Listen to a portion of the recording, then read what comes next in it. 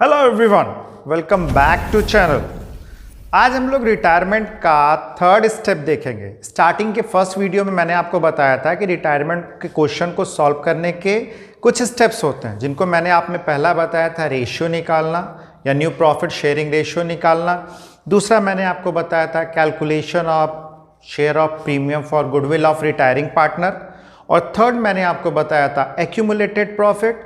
Fourth मैंने आपको बताया था रिवैल्यूएशन। फिफ्थ में मुझे बताना है पार्टनर्स कैपिटल अकाउंट, जो कि बाकी सब चीज़ों को क्लियर करोगे तो अपने आप को सारी चीज़ें क्लियर हो जाएंगी। तो हम लोगों ने सीक्वेंस में देखा, पहले सेकंड वीडियो में हम लोगों ने देखा रेशियो कैसे निकालते हैं, न्यू प्रॉफिट शेयरिंग रेशियो कैसे निकालते हैं, गेनिंग रेशियो कैसे निकालते हैं। सेकंड वीडियो में हम लोगों ने देखा कि आप वो जो पार्टनर रिटायर होता है उसके share of premium for goodwill का कैलकुलेशन नहीं करते हैं। तो अगर आपने अभी तक उन दोनों वीडियो को देखा नहीं है तो इस वीडियो के नीचे डिस्क्रिप्शन में उन दोनों वीडियोस के लिंक पड़े हुए हैं, आप एक बार उनको जाके ध्यान से देखें, तभी आपको ये वीडियो समझ में आ पाएगी। आज हम लोग थर्ड स्टेप की बात करेंगे, जो कि होता है एक्यूमुलेटेड प्रॉफिट और एक्यूमुलेटेड लॉसेस। पहले समझिए एक्यूमुलेटेड प्रॉफिट या एक्यूमुलेटेड लॉसेस होते क्या। बेसिकली बिजनेस को जब प्रॉफिट होता है तो प्रॉफिट नॉर्मली जो पार्टनर्स होते हैं, पार्टनर्स अपने प्रॉफिट शेयरिंग रेशियो में डिस्ट्रीब्यूट कर लेते हैं। लेकिन पार्टनरशिप में कुछ कंपल्शन होते हैं, कंपनी में भी, जॉइंट स्टॉक कंपनी में भी कुछ कंपल्शन होते हैं कि आपको अपने प्रॉफिट का कुछ पोर्शन बचा के रखना होता है। जैसे पार्टनरशिप में भी पहले तो जो प्रॉफिट अगर डिस्ट्रीब्यूट नहीं किया तो वो प्रॉफिट ऑलरेडी बचा हुआ है। सेकेंड, कुछ प्रॉफिट फ्यूचर की अनसर्टेनिटी को निपटने के लिए और फेस करने के लिए बचा के रख दिया जाता है, तो उसको जर्नल रिजर्व कर देते हैं। कुछ प्रॉफिट का कुछ पार्ट वर्कर्स को कंपनसेशन देने के लिए, सपोज किसी वर्कर के साथ ऑफिस में या वर्कशॉप में या फैक्ट्री में कोई कैजुअलिटी हो गई, तो ऐसी कंडीशन में पार्टनरशिप फर्म या ऑर्गेनाइजेशन उसको कंपनसेट करती है या उसकी फैमिली को कंपनसेट करती है। तो WCF भी क्रिएट किया जाता है, जिसको कहते हैं WCF या वर्कमैन कंपनसेशन फंड। एक और फंड होता है जो इन्वेस्टमेंट में होने वाले फ्लक्चुएशन को एडजस्ट करने के लिए बनाया जाता है, जिसको कि बोला जाता है इन्वेस्टमेंट फ्लक्चुएशन फंड। इसी तरह से कुछ एक्यूमुलेटेड लॉस भी होते हैं, जिसमें अगर मैं एक्यूमुलेटेड लॉस के सीक्वेंस की बात करूं तो गुडविल होता है, जिसको कि हमने सेकंड वीडियो में देखा, थर्ड वीडियो में देखा था, जिसको गुडविल अपीयर्ड बोलते हैं। अगर ऑर्गेनाइजेशन को प्रॉफिट नहीं हुआ है, लॉस हुआ है, तो ऐसी कंडीशन में बैलेंस शीट में, जो पार्टनरशिप की बैलेंस शीट होती है, इस बैलेंस शीट को हम बोलते हैं horizontal balance sheet. Horizontal balance sheet के वो एसेट्स में शो होता है। और साथ ही साथ कभी कभार ऑर्गेनाइजेशन अगर एडवर्टीजमेंट पे बहुत ज़्यादा एक्सपेंस कर देती है या कोई ऐसा डेफर्ड रेवेन्यू एक्सपेंस कर देती है। डेफर्ड रेवेन्यू एक्सपेंस नॉर्मली उन एक्सपेंस को हम कहते हैं जो किए तो जाते हैं किसी पर्टिकुलर ईयर में, लेकिन उसका बेनिफिट कई सालों तक, कई ईयर्स तक उसका बेनिफिट लिया जाता है।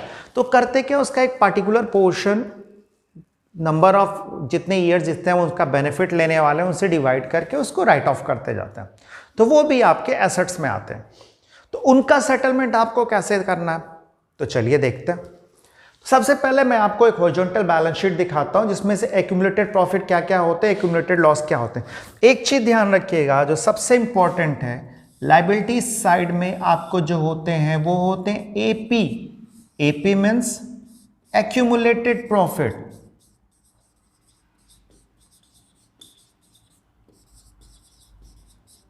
Accumulated profit. और एसेट साइड जो होते हैं वो होते हैं एल मीन्स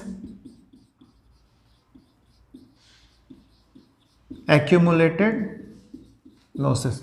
तो ये आपको ध्यान रखना है। एसेट्स में आपको एक्यूमुलेटेड प्रॉफिट मिलता है और लायबिलिटीज में आपको एक्यूमुलेटेड लॉस मिलता है। तो हम इनके बारे में देखेंगे और इनसे रिलेटेड जर्नल एंट्री को भी चेक करेंगे। एक्यूमुलेटेड प्रॉफिट में आपको क्या क्या मिलता है, यहां पे मैंने इनकी नंबरिंग की हुई है। ये एक और इंपॉर्टेंट पॉइंट है जो ध्यान रखिएगा, एक्यूमुलेटेड प्रॉफिट और एक्यूमुलेटेड लॉस की मैंने नंबरिंग की हुई है। इस नंबरिंग को या इस सीक्वेंस को ध्यान रखिएगा, क्योंकि जब पार्टनर्स कैपिटल हम बनाएंगे, इस बार टर्म 2 में आपको डेथ या रिटायरमेंट या डेथ में या तो जर्नल एंट्री आएगी या तो अकाउंट्स बनाने के लिए आएंगे। जर्नल एंट्री आएगी तब भी आपको सीक्वेंस ध्यान रखना है, क्योंकि जर्नल एंट्री करने का दो तरीका होता है। या तो आप बैलेंस शीट से जर्नल एंट्री स्टार्ट करो, दो क्या तीन तरीके मैं कह सकता हूँ। आप बैलेंस शीट से जर्नल एंट्री स्टार्ट कर सकते हो, आप रिवैल्यूएशन से जर्नल एंट्री स्टार्ट कर सकते हो, आप गुडविल से वो जो रिटायरिंग पार्टनर का गुडविल उससे भी जर्नल एंट्री स्टार्ट कर सकते हो। लेकिन अगर आप बैलेंस शीट से जर्नल एंट्री स्टार्ट करते हो तो ऐसी कंडीशन में आपकी जर्नल एंट्री छूटने के चांसेस कम होते हैं, यानी आप पूरी जर्नल एंट्री को अच्छे से क्या कर लेते हो, पास कर लेते हो। और साथ ही साथ सीक्वेंस आपको याद रहेगा। तो आपको 2 अकाउंट बनाने, अगर अकाउंट बनाने के लिए क्वेश्चन में आता है तो 2 अकाउंट बनाने होते हैं। एक होता है रिवैल्यूएशन अकाउंट जिसको कि पीएल एडजस्टमेंट अकाउंट भी कहते हैं, दूसरा होता है पार्टनर्स कैपिटल अकाउंट। तो जो पार्टनर्स कैपिटल अकाउंट बनाते हैं उसमें इसके सीक्वेंस को ध्यान रखते हैं, जो एक्यूमुलेटेड प्रॉफिट और एक्यूमुलेटेड लॉस है उसके सीक्वेंस को ध्यान में रखते हैं और उसी के अकॉर्डिंग क्या करते हैं, पार्टनर्स कैपिटल बनाते हैं। तो इसलिए मैंने इनको कुछ नंबरिंग की हुई है, नंबरिंग को ध्यान रखिएगा। फर्स्ट होता है जर्नल रिजर्व। जर्नल रिजर्व जैसा आपने पार्टनरशिप एडमिशन लगाते समय देखा था कि जर्नल रिजर्व एक्यूमुलेटेड प्रॉफिट था जिसको कि पार्टनर्स में डिस्ट्रीब्यूट किया गया था, पार्टनर्स ओल्ड पार्टनर्स में। ध्यान रखिएगा यहाँ पे सैक्रिफाइंग पार्टनर गेनिंग पार्टनर से कोई मतलब नहीं। अगर एक्यूमुलेटेड प्रॉफिट दिया है या एक्यूमुलेटेड लॉस दिया है तो ये एक्यूमुलेटेड प्रॉफिट और लॉस सभी पार्टनर में बटेगा। जैसे कि क्वेश्चन दे दिया ए बी एन से, फिर मैं ए बी सी का एग्जांपल देता हूँ। चलिए आज हम एक्स वाई जेड देखते हैं। X Y Z are 3 partner sharing profit 3 to 1। Question आपका X Y Z sharing profit 3 to 1। X decide to retire, X decide to retire. X decide हो रहा है, एक्स डिसाइड कर रहा है रिटायर होने के लिए। बच कौन गया, यानी एक्स क्या हो गया, ये रिटायरिंग पार्टनर हो गया और ये दोनों क्या हो गए, ये रिमेनिंग पार्टनर हो गए। लेकिन जब एक्यूमुलेटेड प्रॉफिट और एक्यूमुलेटेड लॉस का आप कैलकुलेशन करोगे तो ऐसी कंडीशन में आप ऐसा नहीं कि आप जर्नल रिजर्व को सिर्फ 2 पार्टनर में बांटोगे। जर्नल रिजर्व का अमाउंट मान लीजिए दे रखा है 30,000, जर्नल रिजर्व का अमाउंट दे रखा है 30,000। तो आप जो जर्नल एंट्री पास करोगे, जर्नल एंट्री आप पास करोगे तो आप लिखोगे general reserve account DR, general reserve account DR to X capital to vice capital और टू जेड कैपिटल। किस रेशियो में, 3 to 1। यहाँ पे हमने दिखा दिया 30,000, यहाँ पे हो जाएगा 30,000 का 3/6, 30,000 का 2/6 और 30,000 का 1/6। मतलब कि 15,000, 10,000 और 5,000। ये जर्नल रिजर्व आप तीनों पार्टनर्स में उनके चेहरा दिख, ये जर्नल रिजर्व आप तीनों पार्टनर में उनके ओल्ड प्रॉफिट शेयरिंग रेशियो में आप डिस्ट्रीब्यूट करोगे। और एक एंट्री क्या होगी, journal reserve account DR to old partners. मैं इधर भी लिख देता हूं journal reserve account DR to, journal reserve account DR to old partners. तो यहां पे आपने देखा एक्यूमुलेटेड प्रॉफिट जो था वो डेबिट हुआ और पार्टनर्स को, जिन पार्टनर्स में डिस्ट्रीब्यूट किया गया वो क्रेडिट हुए। तो खास चीज़ यहाँ पे आपको ये ध्यान रखनी है कि जब भी आप एपी का डिस्ट्रीब्यूशन करोगे, एपी का डिस्ट्रीब्यूशन करोगे मतलब एक्यूमुलेटेड प्रॉफिट का जब भी आप डिस्ट्रीब्यूशन करोगे तो ऐसी कंडीशन में आपका जर्नल एंट्री में पार्टनर्स क्रेडिट होंगे, जर्नल एंट्री में पार्टनर्स क्रेडिट होंगे। और जब मैं आपको पार्टनर्स कैपिटल अकाउंट बताऊंगा तब भी मैं आपको बोलूंगा कि एक्यूमुलेटेड प्रॉफिट जितने होते हैं वो पार्टनर्स कैपिटल के क्रेडिट में लिखे जाते हैं। यहाँ पे पार्टनर्स क्रेडिट हो रहे हैं, जर्नल एंट्री में पार्टनर्स क्रेडिट हो रहे हैं और ये एक्यूमुलेटेड प्रॉफिट पार्टनर्स कैपिटल में भी क्रेडिट साइड लिखा जाएगा। पार्टनर्स कैपिटल अकाउंट जैसे कि आपने क्लास 11th में देखा होगा लेजर, या पार्टनर्स कैपिटल आप एडमिशन लगा के आ रहे हो, पार्टनर्स कैपिटल के बारे में तो आपने देखा ही होगा।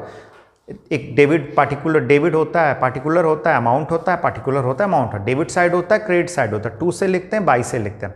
तो पार्टनर्स कैपिटल अकाउंट में क्या करते हैं, कई सारे पार्टनर्स के अकाउंट को एक साथ बनाते हैं।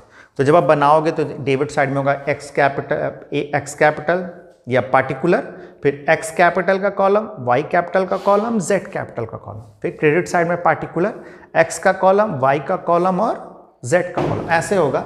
जर्नल एंट्री होगी journal reserve account DR to old partners. Entry याद रखिएगा क्योंकि अब आपको ब्लॉक नहीं फिल करना है, सर्कल नहीं कलर करना, आपको पूरा सॉल्व करना है। तो ये भी चांसेस है कि इसकी जर्नल एंट्री आ जाए। सिलेबस कम है 2 घंटे का पेपर होगा आपका, जैसा कि अभी सीबीएसई ने पुरानी गाइडलाइन दी थी तो उसके अकॉर्डिंग 2 घंटे का पेपर उसने बोला था। तो ऐसे क्वेश्चन आएंगे आपको, श्योर मान के चलिए। या तो अकाउंट्स मिलेगा, या तो अकाउंट बनाना होगा, लेजर बनाना होगा, या फिर जर्नल करना होगा, लेकिन आएंगे जरूर। तो आपकी जर्नल एंट्री होगी, journal reserve account year to old partners X capital, Y capital, Z capital. First number पे जर्नल रिजर्व था। सेकंड एंट्री जब आप पास करोगे तो फिर ये एक ध्यान रखिएगा, पीएल लायबिलिटी साइड जो पीएल दिया होता है ये पीएल क्रेडिट होता है, इसको कि हम प्रॉफिट बोलते हैं। और एसेट साइड में जो पीएल होता है ये पीएल डेबिट होता है, जो कि लॉस होता है। तो जब एक्यूमुलेटेड प्रॉफिट की आप जर्नल एंट्री करोगे, तो आप पीएल की जर्नल एंट्री करोगे तो आपकी जर्नल एंट्री ठीक जर्नल रिजर्व की तरह होगी। आपकी एंट्री होगी profit and loss account year to old partners. Old partners मतलब to X capital, to vice capital और टू जेड कैपिटल। यानी कि आपकी जर्नल एंट्री होगी profit and loss account year to X capital, to vice capital और to Z capital. Clear. Third जो होता है WCF। WCF means workman compensation fund. Workman compensation fund profit में से बनाया जाने वाला एक रिजर्व है, जो कि वर्कर्स को होने वाले कैजुअलिटी पे होने वाले कैजुअलिटी अगर उनके साथ हो जाती है तो उसको कंपनसेट करने के लिए बनाया जाता है। इसका एक बड़ा ही सिंपल सा मैं आपको फंडा देना चाहूँगा कि क्लेम को एडजस्ट करने के बाद अगर पैसा बचेगा, फिर से सुनिएगा, क्लेम को एडजस्ट करने के बाद अगर पैसा बचेगा तो वो पैसा पार्टनर्स में बटेगा। शॉर्ट में आप बोल सकते हो बचेगा तो बटेगा, नहीं बचेगा तो नहीं बटेगा, कम पड़ेगा तो रिवैल्यूएशन के डेबिट से ले लेंगे। फिर से सुनिए, बचेगा तो बटेगा, नहीं बचेगा तो नहीं बटेगा, कम पड़ेगा तो रिवैल्यूएशन के हम डेबिट से ले लेंगे।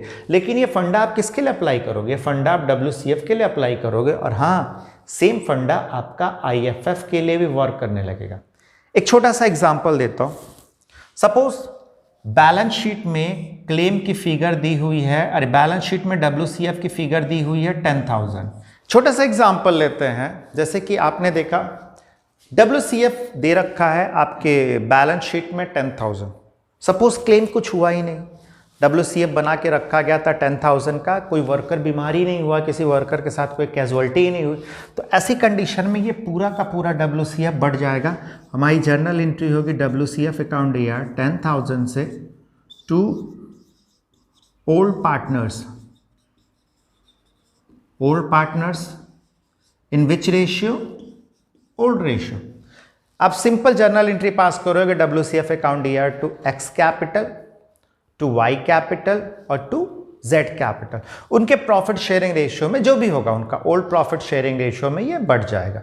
लेकिन अगर यहाँ पे WCF का क्लेम दिया हुआ, WCF दिया हुआ है 10,000, अब कंडीशन 2, WCF दिया हुआ है 10,000, लेकिन एडिशनल इंफॉर्मेशन में आपको पता चला कि WCF क्लेम था 7,000। WCF क्लेम था 7,000 मतलब 10,000, 10,000 आपने मेंटेन करके रखा हुआ है, और आपके वर्कर के साथ कोई कैजुअलिटी हुई है और आपने अपने वर्कर्स को पेमेंट कितना किया है? 7,000। तो मैंने से आपको स्लोगन क्या दिया था या मंत्र क्या दिया था? मैंने आपको स्लोगन दिया था कि क्लेम को एडजस्ट करने के बाद पैसा बचेगा तो पैसा क्या हो जाएगा? बढ़ जाएगा। तो यहाँ पे देखिए WCF आपका कितना हो गया? 10,000। क्लेम आपका कितना हो जा रहा है? क्लेम आप टू क्लेम करिए, टू WCF क्लेम। WCF क्लेम कितने से हो रही है? 7,000। ये आपको एडिशनल इंफॉर्मेशन यहां से मिल जाएगी। 10,000 आपने बनाया, 7,000 आपका एक्सपेंस हो गया, तो ऐसी कंडीशन में आपको फायदा कितने का? सॉरी, आपको फायदा नहीं हुआ, अब बचा कितना? 10,000 माइनस 7,000 इक्वल टू 3,000। तो ये 3,000 हम डिस्ट्रीब्यूट कर देंगे टू ओल्ड पार्टनर्स कैपिटल। कितना? 10,000 minus 7,000 equal to 3,000। Old partners capital का मतलब है कि 3,000 को एक्स की कैपिटल में, वाई की कैपिटल में और जेड की कैपिटल। हमारे पार्टनर आज एक्स वाई जेड है, ABC नहीं है, उनसे हमारी लड़ाई हो गई है। एक्स के कैपिटल में, वाई के कैपिटल में और जेड के कैपिटल में ओल्ड प्रॉफिट शेयरिंग रेशियो में हम क्या करेंगे? डिस्ट्रीब्यूट कर देंगे। फर्स्ट कंडीशन आपने देखा, जब क्लेम हुआ ही नहीं था तो पूरा पैसा डिस्ट्रीब्यूट हो गया। सेकंड कंडीशन में आपने देखा जब क्लेम था वो हमारे फंड से कम था, 10,000 था, जबकि क्लेम हुआ था 7,000, तो उसको भी बचे हुए पैसे को डिस्ट्रीब्यूट कर दिया गया। थर्ड कंडीशन, अगर यहाँ पे क्लेम जो था 7,000, ये क्लेम इस प्रोविजन के बराबर हो जाता है, इस फंड के बराबर हो जाता है, मतलब WCF भी 10,000 और क्लेम भी कितना हो गया, क्लेम भी कितना हो गया 10,000। तो एक बात बताइए, 10,000 रुपये आपने बचाए और बचाए थे WCF के नाम पे और आपका 10,000 रुपये खर्च भी हो गया, तो बचा क्या? कुछ नहीं बचा। तो पार्टनर्स में कुछ नहीं बटेगा, बचेगा तो बटेगा, नहीं बचेगा नहीं बटेगा। तो हमारी एक सिंपल सी जर्नल एंट्री होगी WCF account ER to WCF claim, और नरेशन लिखेंगे क्लेम सेटल्ड। नरेशन को लेके बहुत ज़्यादा टेंशन मत लिया करें आप लोग, क्योंकि नरेशन नहीं लिखोगे तो मार्क्स कट जाते हैं और बहुत बड़ा लिखने की ज़रूरत नहीं। WC claim adjusted, claim settled, यही सब स्टेटमेंट देना चाहिए, उससे ज़्यादा स्टेटमेंट नहीं देना चाहिए। तो पहली कंडीशन में पैसा नहीं बचा, पहली कंडीशन में क्लेम ही नहीं था, पूरा पैसा बच गया। दूसरी कंडीशन में क्लेम था लेकिन पैसा बचा था तो बांट दिया। तीसरी कंडीशन में क्लेम था लेकिन पैसा नहीं बचा तो नहीं बटेगा। फोर्थ कंडीशन देखिए, सपोज यहां पे 10,000 है, आपका जो क्लेम बन रहा है, यहां पे आपका WCF कितना है 10,000, लेकिन आपका जो क्लेम बन रहा है वो कितना बन रहा है 13,000। तब एंट्री आपकी देखिए कैसे होगी, WCF account ER to WCF claim कितने से 13,000 से। अब ये कैसे होगा, यहाँ पे WCF 10,000 है, आपके पास 10,000 रुपये है, जबकि आपको खर्चा करना है कितना 13,000। तो इस कंडीशन में डिफरेंस कितने का पड़ रहा, अभी भी आपको कितना कम पड़ रहा, 3,000 कम पड़ रहा है। तो उस 3,000 को आप कंपनसेट करेंगे रिवैल्यूएशन अकाउंट से। कहाँ से करेंगे, रिवैल्यूएशन अकाउंट ER कितने से, जिसको कि अभी हम लोग को पढ़ना है। बचेगा तो बटेगा, नहीं बचेगा नहीं बटेगा, कम पड़ेगा तो रिवैल्यूएशन के डेबिट से ले लेंगे। फिर से मेरे साथ बोलिए, आप लोग भी इस वीडियो को देखते समय आप भी बोलिएगा, क्योंकि बोलते रहने से वो दिमाग में चीज़ें बैठती रहती हैं। बचेगा, क्लेम को एडजस्ट करने के बाद पैसा बचेगा तो बटेगा, नहीं बचेगा नहीं बटेगा, कम पड़ेगा तो रिवैल्यूएशन के डेबिट से ले लेंगे। यहाँ अधिक वाला चक्कर नहीं होता, बचेगा तो बटेगा, नहीं बचेगा नहीं बटेगा, कम पड़ेगा तो रिवैल्यूएशन के डेबिट से ले लेंगे। ये आपको फंडा याद रखना होगा, क्योंकि यही सेम फंडा आपको किस में रिपीट करना है, IFF में देखना है। नेक्स्ट, एक्यूमुलेटेड प्रॉफिट जो होता है वो होता है IFF, शॉर्ट में उसको IFF बोलते हैं, और वैसे उसको बोलते हैं investment fluctuation fund. Investment fluctuation fund is created to compensate the losses which is arise from investment, market value of investment. Investment जैसे मान लीजिए शेयर में या कहीं पे आपने इन्वेस्ट किया तो फ्लक्चुएशन होता रहता है, तो उस फ्लक्चुएशन से होने वाले लॉस को कंपनसेट करने के लिए प्रॉफिट में से कुछ पैसा अपने पास अलग से बिजनेस या फॉर्म रख लेती हैं, जिसको हम कहते हैं इन्वेस्टमेंट फ्लक्चुएशन फंड। फंडा वही है, इसके जर्नल एंट्री में भी लॉस को एडजस्ट करने के बाद पैसा बचेगा तो बटेगा। लॉस मतलब इन्वेस्टमेंट के वैल्यू में चेंज, जैसे कि इस क्वेश्चन में देखिए मैंने एक वैल्यू ऐड की, ये एक्यूमुलेटेड प्रॉफिट नहीं देता इसलिए मैंने यहाँ हैशटैग लगा रखा, ये एक्यूमुलेटेड प्रॉफिट नहीं होता। सपोज आपका यहाँ पे इन्वेस्टमेंट दिया है 50,000 और यहाँ पे आपका IFF दे दिया है कितना 20,000 और कोई इंफॉर्मेशन नहीं दी। इन्वेस्टमेंट दे दिया 50,000 का और कोई इंफॉर्मेशन नहीं दी, मतलब कि इन्वेस्टमेंट की वैल्यू में कोई चेंज ही नहीं हुआ, बचेगा तो बटेगा, कोई लॉस नहीं हुआ, कोई चेंज नहीं हुआ, तो जर्नल एंट्री आपकी होगी IFF अकाउंट ER कितने से 20,000 से टू ओल्ड पार्टनर्स, कितने से 20,000 से, किस रेशियो में, सही बोला ओल्ड रेशियो में। एक्यूमुलेटेड प्रॉफिट एक्यूमुलेटेड लॉस किस में बांटने, ओल्ड रेशियो में बांटने। तो ये हो गया। अगर क्वेश्चन ऐसे कहता है इन्वेस्टमेंट दे रखा है 50,000, इसकी मार्केट वैल्यू हो गई 48,000, तो ये एडिशनल इंफॉर्मेशन में भी 48,000 लिख के दे सकता है, MP of market value of investment 48,000, या आपको क्वेश्चन में यहाँ पे ऐसे एक ब्रैकेट बनाएगा और लिख देगा मार्केट वैल्यू इन्वेस्टमेंट कितना 48,000। 50,000 का इन्वेस्टमेंट था, अब उसकी वैल्यू 48,000 हो गई, कितने का लॉस हुआ 50 में से 48 को माइनस किया 2000 का। तो आपको करना क्या होगा, इस IFF में से जो कि 20,000 है, कितने का लॉस हुआ, 2000 का। तो आपकी जर्नल एंट्री होगी IFF account year to investment, कितना जो लॉस था इन्वेस्टमेंट पे, जो लॉस हुआ, कितना लॉस हुआ 2000। अब इन्वेस्टमेंट के लॉस को कंपनसेट करने के बाद पैसा कितना बच रहा है, 20,000 में से 2000 लॉस को कंपनसेट कर लिया गया, तो बचा कितना 18,000। ये 18,000 पार्टनर्स में उनके ओल्ड प्रॉफिट शेयरिंग रेशियो में बढ़ जाएगा। फर्स्ट कंडीशन में आपने देखा कोई लॉस नहीं था, पूरा का पूरा 20,000 बढ़ गया। सेकंड कंडीशन में आपने देखा लॉस 2000 का हुआ था, तो लॉस को कंपनसेट करने के बाद बचा हुआ प्रॉफिट क्या हो गया, बढ़ गया। थर्ड कंडीशन जैसे WCF में देखा था, अब यहां पे देखिए, मान लीजिए इन्वेस्टमेंट की मार्केट वैल्यू हो जा रही है 28,000। मार्केट वैल्यू कितनी हो गई इन्वेस्टमेंट की, इन्वेस्टमेंट की मार्केट वैल्यू 28,000 हो गई।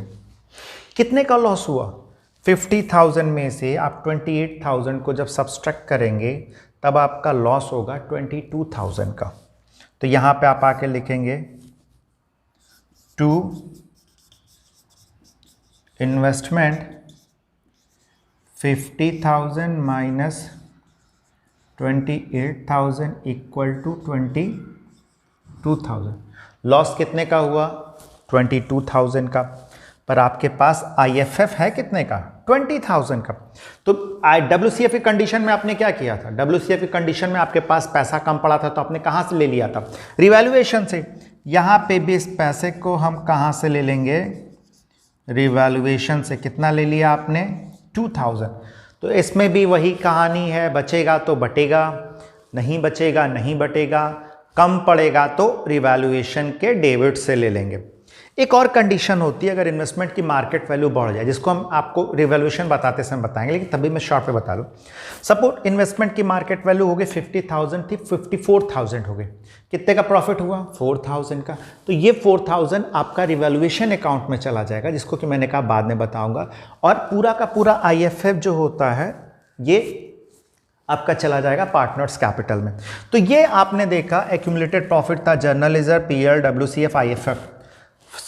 समरी में मैं क्या बोल सकता हूँ, समरी में मैं ये बोल सकता हूँ कि ये सारा profit accumulated profit old partners में उनके ओल्ड प्रॉफिट शेयरिंग रेशियो में डिस्ट्रीब्यूट होता है।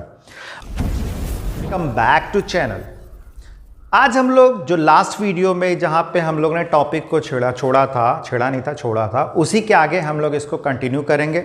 लास्ट वीडियो में हम लोगों ने एक्यूमुलेटेड प्रॉफिट के सारे कंटेंट को देखा था, जिसमें आपने देखा था journal reserve, WCF, journal reserve, PL, WCF, IFF।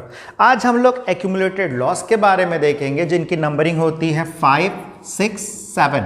Accumulated loss में पहला होता है गुडविल, जिसको कि लास्ट वीडियो में मैंने बताया था प्रीमियम फॉर गुडविल, जब न्यू सेक्रीफाई वो रिटायरिंग पार्टनर का हम लोग कैलकुलेट कर रहे थे, तो मैंने आपको बताया था गुडविल अपीयर्ड, PL का डेबिट बैलेंस और डेफर्ड रेवेन्यू एक्सपेंडिचर, या जिसको एडवर्टीजमेंट सस्पेंस भी कहते हैं। इन सब की जर्नल एंट्री बहुत ही सिंपल होती है। एक्यूमुलेटेड प्रॉफिट की जर्नल एंट्री करते समय आपने पार्टनर्स को क्या किया था, आपने पार्टनर्स को क्रेडिट किया था, ओल्ड पार्टनर्स को आपने क्रेडिट किया था। यहां पे एक्यूमुलेटेड लॉस की जर्नल एंट्री में आपको ओल्ड पार्टनर्स को क्या करना है, ओल्ड पार्टनर्स को डेबिट करना है। तो आपकी जो जर्नल एंट्री होगी, जैसे पहली जर्नल एंट्री होगी आपकी जर्नल एंट्री होगी old partners account year to goodwill, old partners account year to goodwill, किस रेशियो में, ओल्ड रेशियो में। नेक्स्ट PL के लिए आपकी जर्नल एंट्री होगी old partners account year to PL, old ratio में। नेक्स्ट एडवर्टीजमेंट सस्पेंस की जर्नल एंट्री होगी old partners DER to advertisement suspense. ये सब क्या हो जाएगा, ये सब इनके ओल्ड रेशियो में डिस्ट्रीब्यूट होगा। और एक चीज ध्यान रखिएगा, पार्टनर्स यहाँ पे कहाँ हुए हैं, डेबिट हुए हैं। और एक्यूमुलेटेड लॉस प्रॉफिट की कंडीशन में पार्टनर्स क्या होते थे, क्रेडिट होते थे। तो जब पार्टनर्स अकाउंट हम बनाएंगे, पार्टनर्स कैपिटल अकाउंट बनाएंगे, तो जो भी एक्यूमुलेटेड प्रॉफिट था वो पार्टनर्स कैपिटल के क्रेडिट में शो होगा, और जो भी एक्यूमुलेटेड लॉस था वो पार्टनर्स कैपिटल के किधर शो होगा, वो आपका डेविड में शो होगा, जिसके बारे में हम लोग नेक्स्ट वीडियो में देखेंगे। तो आज की वीडियो में बस इतना ही। अगर आपने अभी तक मेरे चैनल को सब्सक्राइब नहीं किया है तो प्लीज़ मेरे चैनल को सब्सक्राइब कर लें और बेल आइकन जरूर दबा दें ताकि मेरी हर नई वीडियो की नोटिफिकेशन आपको मिलती रहे। जय